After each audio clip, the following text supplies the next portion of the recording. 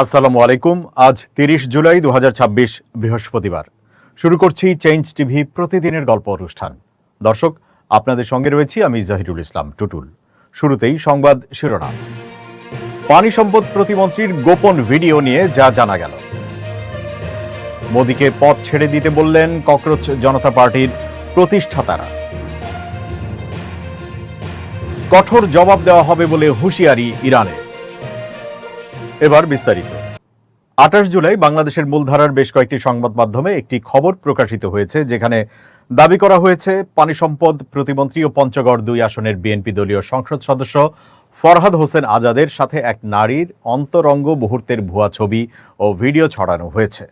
কথিত ভুয়া ছবির একাধিক স্ক্রিনশটও আংশিকভাবে প্রচার করা হয়েছে কয়েকটি সংবাদ মাধ্যমের প্রতিবেদনে। এ নিয়ে ফ্যাক্ট চেক ভিত্তিক গণমাধ্যম দ্য ডিসেন্ট তদন্ত করে দেখেছে যে ভিডিওটি এআই নয়। দৈনিক কালবেলা এই খবরের শিরোনাম করেছে শিবির মিডিয়া সেল পেজে প্রতিমন্ত্রী ফরহাদের ভুয়া ভিডিও। কালবেলার প্রতিবেদনে বলা হয়েছে শিবির মিডিয়া সেল নামের একটি ফেসবুক পেজ থেকে পানি সম্পদ প্রতিমন্ত্রী ফরহাদ হোসেন আজাদকে জড়িয়ে ভুয়া ছবি ও ভিডিও ছড়ানো হচ্ছে। পেজটির আগের পোস্টগুলোর অধিকাংশই জামাত শিবিরের প্রশংসামূলক। অশ্লীল ভঙ্গিমার ভিডিওগুলো বিশ্লেষণ করে দেখা গেছে অন্যের শরীরে প্রতিমন্ত্রীর মাথা জুড়ে দিয়ে কন্টেন্ট তৈরি করা হয়েছে। ঠোঁট নাড়ানোর কিছু দৃশ্য আবার এআই নির্মিত। দৈনিক দেশ রূপান্তরের শিরোনাম, বিএনপির এমপি ফরহাদ হোসেনের ভুয়া ভিডিও ভাইরাল। বাংলা নিউজ শিরোনাম করেছে প্রতিমন্ত্রী ফরহাদকে নিয়ে শিবির মিডিয়া সেল পেজে ভুয়া ভিডিও।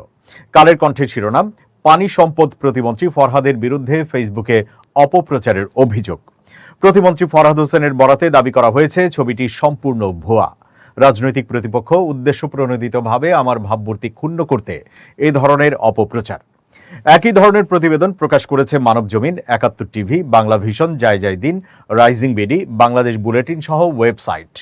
এদিকে স্টার নিউজের এই সংক্রান্ত আরেকটি খবরে বলা হয়েছে এআই দিয়ে প্রতিমন্ত্রীর বিরুদ্ধে অপপ্রচারের প্রতিবাদে পঞ্চগড় জেলা বিএনপির সংবাদ সম্মেলন। জেলা বিএনপির সংবাদ সম্মেলনে নেতারা দাবি করেছেন প্রতিমন্ত্রীর নামে ছড়ানো ছবি বা ভিডিওগুলো এআই নির্মিত ভুয়া ছবি।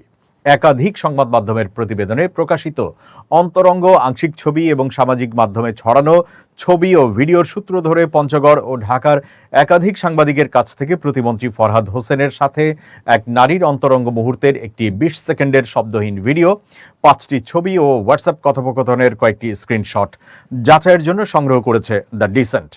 সংগ্রহকৃত ছবি ও ভিডিওর রেজুলেশন সামাজিক মাধ্যমে ছড়ানো ছবি ও ভিডিওর চেয়ে বেশি। সংগৃহীত সবগুলো ছবি ও ভিডিও এআই কন্টেন্ট চিহ্নিতকরণে ব্যবহৃত একাধিক টুল দিয়ে যাচাই করলেও কোনোটিতেই ছবি ও ভিডিওগুলো এআই দিয়ে তৈরি এমন প্রমাণ পাওয়া যায়নি। অধিকতর অনুসন্ধানের অংশ হিসেবে দ্য ডিসেন্ট সংগৃহীত ছবি ও স্ক্রিনশটগুলো বিশ্লেষণ করে আরও কিছু তথ্য পেয়েছে। হোয়াটসঅ্যাপ কথোপকথনের স্ক্রিনশটগুলোর একটিতে একজন নারীর শাড়ি পরিহিত ছবি এবং একটি বাংলাদেশি মোবাইল নম্বর দেখা যায়। মোবাইল ব্যাংকিং সেবার অ্যাপ থেকে দেখা যায় আলোচ্য মোবাইল নম্বরে যে বিকাশ পার্সোনাল অ্যাকাউন্ট রয়েছে সেটির অমুসলিম এক নারীর নামে।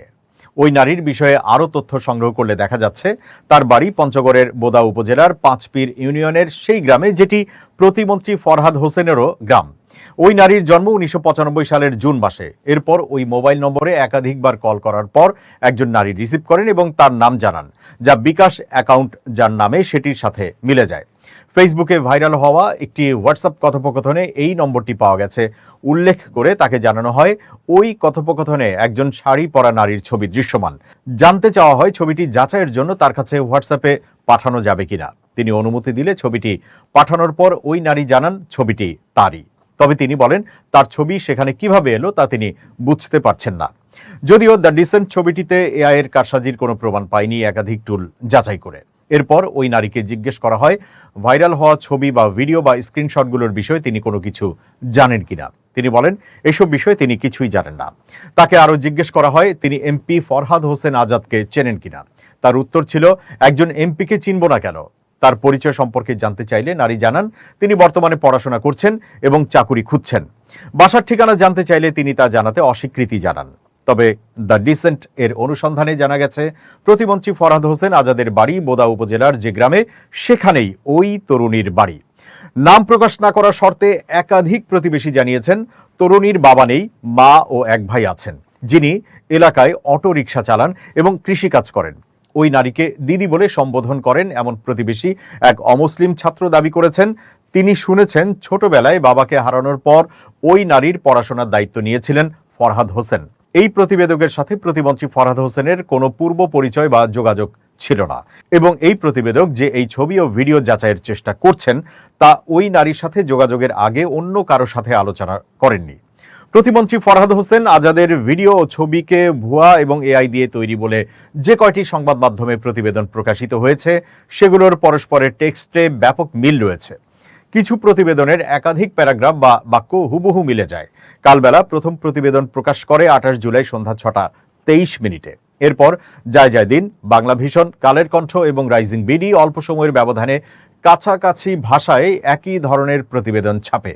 প্রতিবেদনগুলোতে প্রতিমন্ত্রীর বক্তব্য, ছবির কথিত বিশ্লেষণ এবং এআই প্রযুক্তির প্রসঙ্গ ও রাজনৈতিক প্রতিক্রিয়া প্রায় একই কাঠামোতে এসেছে। চলতি বছরের প্রথম 6 মাসে জানুয়ারি থেকে জুন ইসলামী ব্যাংক বাংলাদেশ পিএলসি 1316.48 কোটি টাকার রেকর্ড সমন্বিত নিট লোকসান করেছে, যা ব্যাংকটির ইতিহাসে সর্বোচ্চ। গত বছর অর্থাৎ 2023 ও 2024 সালের ধারাবাহিক মুনাফার পর এবং 2025 সালের কাগজ কলমে দেখানো মুনাফার বিপরীতে 2026 সালের প্রথমার্ধে এসে ব্যাংকটি এই নজিরবিহীন আর্থিক বিপর্যয়ের মুখে পড়েছে। 2025 সালের জানুয়ারি থেকে জুন সময়ে ব্যাংকটির সমন্বিত মুনাফা হয়েছিল 67,40,00,000 টাকা। 2026 সালের জুন শেষে সমন্বিত শেয়ার প্রতি লোকসান দাঁড়িয়েছে 8 টাকা 10 পয়সা। প্রধান কার্যালয়ে পরিচালনা পর্ষদের বৈঠকের পর এই আর্থিক ফলাফল প্রকাশ করে ইসলামী ব্যাংক।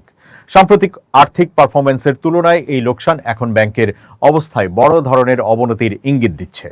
বার্ষিক প্রতিবেদন অনুযায়ী গত 5 বছর ইসলামী ব্যাংক মুনাফায় ছিল। এর মধ্যে 2025 সালে 136,34,00,000 টাকা, 2024 সালে 108,78,00,000 টাকা এবং 2023 সালে 635,33,00,000 টাকা মুনাফা করে ব্যাংকটি। এই সময়ের মধ্যে 2023 সালেই সর্বোচ্চ মুনাফা হয়েছিল। 2026 সালের প্রথম প্রান্তিকেই ব্যাংকটি 288 কোটি টাকা লোকসান করেছিল। মূল্য সংবেদনশীল তথ্য অনুযায়ী মোট সমন্বিত লোকসানের মধ্যে এপ্রিল জুনের দ্বিতীয় প্রান্তিকে লোকসান হয়েছে 1,028,26,00,000 টাকা। সহযোগী প্রতিষ্ঠান বাদ দিয়ে এককভাবে বছরের প্রথম 6 মাসে ইসলামী ব্যাংকের লোকসান দাঁড়িয়েছে 1,326,81,00,000 টাকা। এই সময় শেয়ার প্রতি লোকসান নেমে হয়েছে 8 টাকা 24 পয়সা। ব্যাংকটি জানিয়েছে আমানতের বিপরীতে মুনাফা পরিশোধের ব্যয় বেড়ে যাওয়া, খেলাপি বিনিয়োগ বৃদ্ধির কারণে বিনিয়োগে আয় কমে যাওয়া এবং অন্যান্য ব্যাংকে রাখা অর্থ থেকে আয় হ্রাস পাওয়াই মূলত এই লোকসানের কারণ। এ বিষয়ে ইসলামী ব্যাংকের একজন ঊর্ধ্বতন কর্মকর্তা টিবিএসকে বলেন, আমাদের এই লোকসানের অন্যতম প্রধান কারণ হলো ব্যাংকের সম্পদের একটি বড় অংশ সালাম গ্রুপ অনিয়মের মাধ্যমে ঋণ হিসেবে নিয়ে গেছে। সেখান থেকে কোনো অর্থ আদায় হচ্ছে না, অথচ আমানতকারীদের আমানতের পুরো মুনাফা পরিশোধ করতে হচ্ছে। তিনি আরো বলেন, বর্তমানে আমাদের মোট আমানত 1,62,000 কোটি টাকা। এর মধ্যে মাত্র 60,000 কোটি টাকা থেকে অর্থ আদায় সম্ভব হচ্ছে। বাকি প্রায় 1 লাখ কোটি টাকার সিংহভাগই সালাম ঋণ জালিয়াতির মাধ্যমে নিয়েছে, যা থেকে কোনো অর্থ আদায় হচ্ছে না। আইন, বিচার ও সংসদ বিষয়ক মন্ত্রী মোহাম্মদ আসাদুজ্জামান বলেছেন, একজন ব্যক্তি দণ্ডপ্রাপ্ত বা মৃত্যুদণ্ডপ্রাপ্ত আসামি হলেও বাংলাদেশের নাগরিক হিসেবে দেশে ফিরে আইনের প্রতি শ্রদ্ধা জানিয়ে আত্মসমর্পণ করার অধিকার রয়েছে। দেশে ফিরতে চাইলে সাবেক প্রধানমন্ত্রী শেখ হাসিনাকে বাংলাদেশের প্রচলিত আইন অনুযায়ী প্রক্রিয়ার মুখোমুখি হতে হবে। তবে আইন শৃঙ্খলা রক্ষাকারী বাহিনী প্রয়োজন মনে করলে আত্মসমর্পণের আগেই তাকে গ্রেপ্তার করতে পারে। বৃহস্পতিবার আইন, বিচার ও সংসদ বিষয়ক মন্ত্রণালয়ের সম্মেলন কক্ষে বাংলাদেশ আইনগত সহায়তা অধিদপ্তরের 2টি সমঝোতা স্মারক স্বাক্ষর অনুষ্ঠানে তিনি একথা বলেন। এর আগে মন্ত্রীর উপস্থিতিতে বাংলাদেশ আইনগত সহায়তা অধিদপ্তরের সঙ্গে Bangladesh legal aid and services trust এবং সামাজিক ক্ষমতায়ন ও আইনি সুরক্ষা কর্মসূচির ব্র্যাকের এই সমঝোতা স্মারক স্বাক্ষরিত হয়। সাবেক প্রধানমন্ত্রীর সাম্প্রতিক এক সাক্ষাৎকারে শুক্রবার দেশে ফেরার সম্ভাব্য ঘোষণার প্রসঙ্গ তুলে তার প্রত্যাবর্তন হলে আইনি প্রক্রিয়া কি হবে এমন প্রশ্নের জবাবে আইনমন্ত্রী বলেন, পররাষ্ট্র মন্ত্রণালয় প্রত্যর্পণের চেষ্টা করছে কিনা সে বিষয়ে সরকার প্রয়োজনীয় পদক্ষেপ নিচ্ছে। তবে কেউ কিভাবে দেশে আসবেন সেটি সংশ্লিষ্ট ব্যক্তির বিষয়। তিনি বাংলাদেশের আইনগত আওতায় প্রবেশ করলেই আইন অনুযায়ী ব্যবস্থা নেওয়া হবে।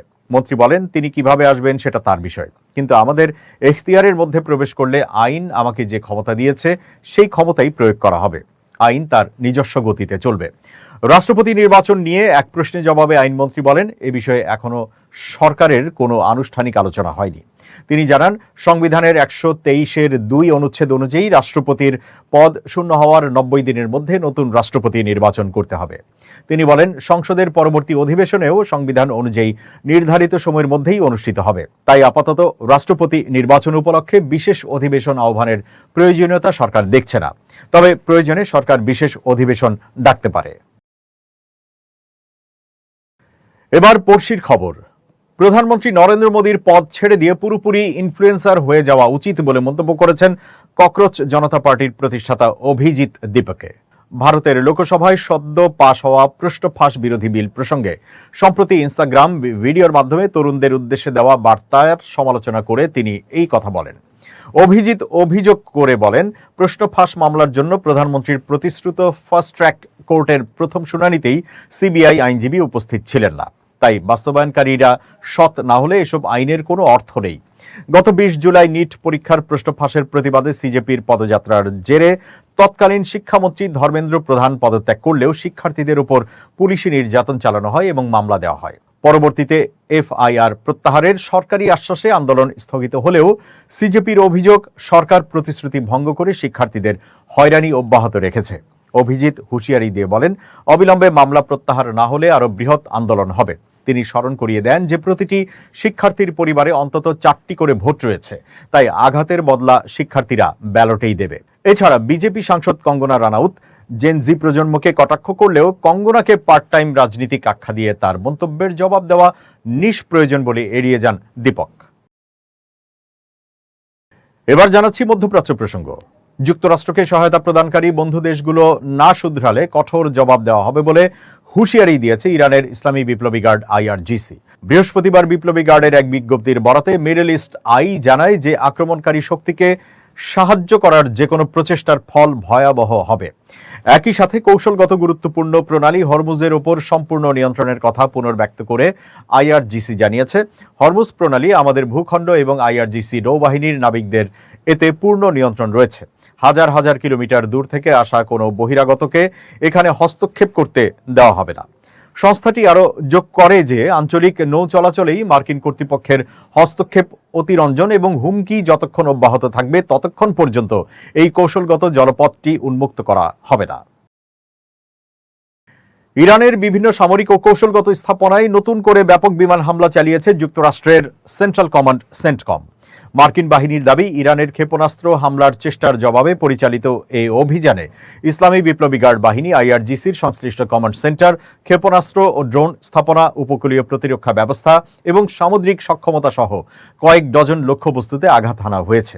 ইরানের রাষ্ট্রীয় ও আধা সরকারি গণমাধ্যম জানিয়েছে, হামলার পর বুশেহর, হরমুজগান, খুজেস্তান ও ফার্স প্রদেশে একের পর এক বিস্ফোরণের শব্দ শোনা যায়। বুশেহরে অবস্থিত ইরানের একমাত্র পারমাণবিক বিদ্যুৎ কেন্দ্রের কাছেও বিস্ফোরণের খবর মিললেও কেন্দ্রটি ক্ষতিগ্রস্ত হয়েছে কিনা তা নিশ্চিত হওয়া যায়নি। তাসনিম ও আইআরআইবির খবরে বলা হয়েছে, বন্দর আব্বাস, আবাদান, আহবাজ, কাজরুন এবং কেশম, কিশ ও আবু মুসা দ্বীপেও হামলা হয়েছে। কেশম দ্বীপে একটি আবাসিক ভবন ক্ষতিগ্রস্ত হয়ে 2 জন ধ্বংসস্তূপের নিচে আটকা পড়েছেন বলে জানানো হয়েছে। আহবাজের কয়েকটি এলাকায় বিদ্যুৎ সরবরাহ বিঘ্নিত হয়েছে। সেন্টকম এক বিবৃতিতে জানিয়েছে, এই হামলার লক্ষ্য ছিল আইআরজিসির সামরিক অবকাঠামো ধ্বংসের মাধ্যমে মার্কিন বাহিনী, আন্তর্জাতিক বাণিজ্যিক নৌপথ এবং উপসাগরীয় মিত্র দেশগুলোর প্রতি ইরানের হুমকি কমিয়ে আনা। তবে হামলায় হতাহত বা ক্ষয়ক্ষতির পূর্ণাঙ্গ তথ্য এখনো প্রকাশ করেনি তেহরান। এবার খুব জরুরি 1 মিনিট, জানাচ্ছি ইউনেস্কো ক্লাব জার্নালিজম অ্যাওয়ার্ড বিজয়ী আমিরুল মোমিনিন মালিক। খুব জরুরি 1 মিনিটে প্রত্যেককে আমন্ত্রণ। প্রিয় বন্ধুরা, আপনার আমার জীবনে এমন কিছু লোক আছে যারা প্রতিনিয়ত নেতিবাচকতা ছড়ায়। ধরুন, দেখা হলেই বলে, তোমাকে দিয়ে কিচ্ছু হবে না, তুমি এই কাজটি কেন করছো, এখানে সফল হতে পারবে না, তুমি ব্যর্থ। এই ধরনের লোক যখনই আপনি দেখবেন তখন তাদেরকে এড়িয়ে চলবেন। আপনার বন্ধু তালিকায় যদি এ ধরনের লোক থাকে, আজকে এই মুহূর্তেই তাদেরকে ছাঁটাই করে দিন। যাদের কাছ থেকে আপনি অনুপ্রেরণা পান তাদের সাথে সঙ্গ দেবার চেষ্টা করুন, তাদেরকে বন্ধু তালিকায় রাখুন, তাদের সংস্পর্শে আসুন, তাহলে অনুপ্রাণিত হবেন, এগিয়ে যাবেন। হতাশাবাদী বা নেতিবাচক লোকদের পরিহার করলে জীবন অনেক নির্বিঘ্ন হবে, আপনি আপনার লক্ষ্য পানে নির্বিঘ্নে এগিয়ে যেতে পারবেন। সবাই ভালো থাকবেন, শুভেচ্ছা নিরন্তর। দর্শক, শেষ করছি চেঞ্জ টিভির প্রতিদিনের গল্প অনুষ্ঠান। changetv.press বাংলাদেশের ইউটিউব জার্নালিজমের অগ্রদূত। ভিজিট করুন এর ওয়েবসাইট www.changetv.press, youtube.com/changetvpress এবং সাবস্ক্রাইব করুন চ্যানেলটি। নিয়মিত লাইক, কমেন্ট ও শেয়ার করে আপডেট রাখুন নিজেকে। ভালো থাকুন, নিরাপদে থাকুন, শুভেচ্ছা নিরন্তর। changetv.press, এক ফোঁটা হলুদও নেই।